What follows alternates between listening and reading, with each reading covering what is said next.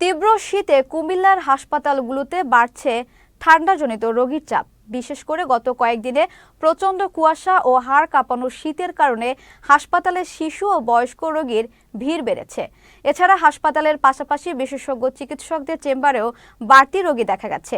সংশ্লিষ্ট চিকিৎসকরা বলছেন, শীতের প্রকোপ বেড়ে যাওয়ায় গত কয়েকদিনে ঠান্ডাজনিত রোগীর সংখ্যা স্বাভাবিক সময়ের তুলনায় 2 থেকে 3 গুণ বৃদ্ধি পেয়েছে। আমরা জ্বর ঠান্ডা নিয়ে ভর্তি হয়েছি আজকে 5 দিন। আজকে এখন রক্ত পরীক্ষা করছে, রক্তে একটু সমস্যা পাইছে, 5 দিন এখন একটু ভালোই আছে। ঠান্ডা গরম ঠান্ডা একত্রিত হওয়ার কারণে বাচ্চার সর্দি জ্বর এবং শরীরে ব্যথা শুরু হয়েছে। এখন আজকে 2 দিন এখানে চিকিৎসা করে মোটামুটি ফলাফল পাওয়া যায়। প্রতি বছরই এই সময়গুলোতে এখনো ঠান্ডা ওইভাবে পড়েনি, আরও কিছুদিনের মধ্যেই সাধারণত এই রোগগুলো দেখা দেয়। এই সময়গুলোতে দেখা যায় বাচ্চাদের সর্দি, কাশি, শ্বাসকষ্ট, নিউমোনিয়া এই জাতীয় প্রবলেমগুলো দেখা দেয়।